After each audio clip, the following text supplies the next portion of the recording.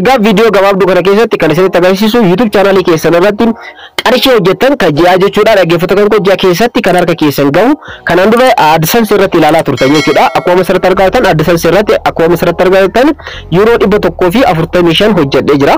So kan ji'a kana haala kanaan asirratti galee jira jechuudha. Dhaggeeffattoota koo kana ilaalu kanaan dura AdSense irratti AdSense irra seenee akkaawuntii koo kan AdSense irratti kan ilaalu jechuudha.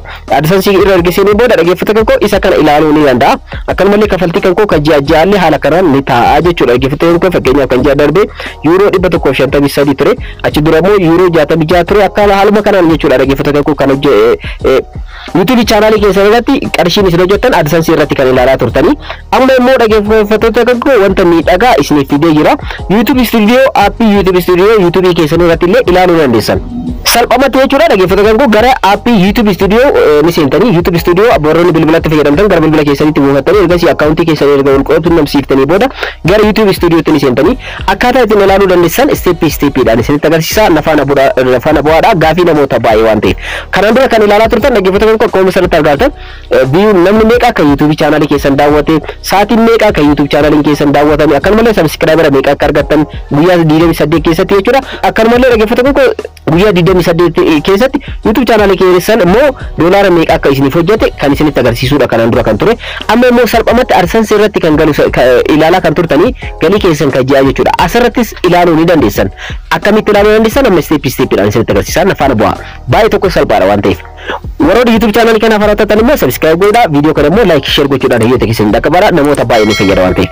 Asuma irratti dhaggeeffattoota koo ilaaluu qofa osoo hin taane kan galii keessan akkuma asirratti argattan dashboard, content, analytics, comment and earn kan jedhu ni argama. Earn kan jedhu kana keessa yeroo seentan isiniif dhufaa jechuudha. Salphamatti ji'a keessatti wanti isinitti agarsiisa. Akkuma fakkeenyaaf akkuma asirratti argattan you are a YouTube partner isinin jira miseensa YouTube isinin jira. Ergasii immoo dhaggeeffattoota koo isa duratti AdSense irratti ilaalle euro 145 tuqaa 63 dha kan asirratti argamu.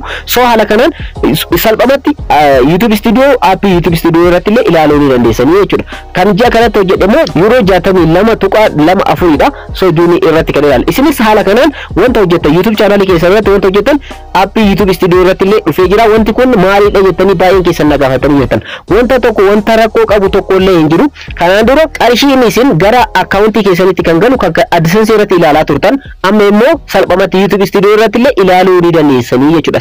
Akkuma asirratti argattan payment is headed your way jedha karaa irra jira. So yeroo isin itti baafattan akkuma asirratti argattan June 21 hanga 26 guyyoota gara akkaawuntii kan kootti galiitti ta'udha. Guyyoota kanneen keessatti jechuudha. June 21 hanga 26 gidduutti gara akkaawuntii kan kootti galii ta'a jechuudha. Maaliif euroon kun kan asirratti argamu. Asirratti isiniif barreessa guyyaa irrallee guyyoota kanneen gidduutti illee guyyaa harka keessan akkaawuntii keessan irratti euroon isin hojjetan yookaan immoo qarshiin isin hojjetan YouTube channel keessan irratti harka keessan gahu illee haala kanaan asirratti ilaaluu dandeessanii kun baay'ee tokko isin qarqara. Kanaan dura baay'ee rakkachaa turtaniif illee salphamatti YouTube Studio irratti illee haala kanaan galii keessan kan ji'a akkanumallee kan YouTube keessan irratti hojjetan haala kanaan ilaaluu ni dandeessanii jechuudha. Kana qofa osoo hin taane dhaggeeffattoota koo ji'aan illee wanta hojjetan ilaaluu dandeessanii akkuma asirratti argattan isa kanarratti kilik goota. Ergasii immoo search godhee isiniif fidaa jechuudha. Akkuma asirratti argattan your payment is pending and will be heading your way sun jedha.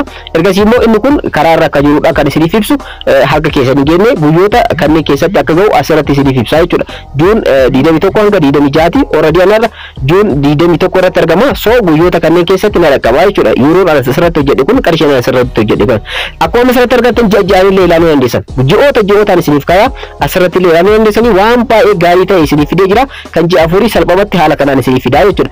So wanti kun rakkoo tokko illee hin qabu. Namoonni baay'een rifattanii rakkoo qaba komentii irratti naaf barreessitan jirtanii. So wanti kun rakkoo tokko illee hin fidu. Wanta kanaan dura AdSense irratti ilaalaa turre amma immoo YouTube Studio irratti illee akka ilaallu nuuf godhee jira. Wanti kun immoo qarshii keenya hangama hojjennu illee salphamatti YouTube Studio irratti illee ilaaluu waan dandeenyuuf jechuudha. Wanta tokko rakkoo hin qabu. Itti fayyadamaadha isiniin jedha. Wanta isin rakkisu tokko illee hin qabu. Egaa dhaggeeffattoota koo wanti kun namoota baay'ee gaafii waan itti ta'eef qabadhee isinii dhufe akka itti fayyadamtan abdii qaba. Subscribe gochuun immoo hin daggatinaadha. Yeroo biraa viidiyoo biraatti walitti deebina. Horaa bulaa.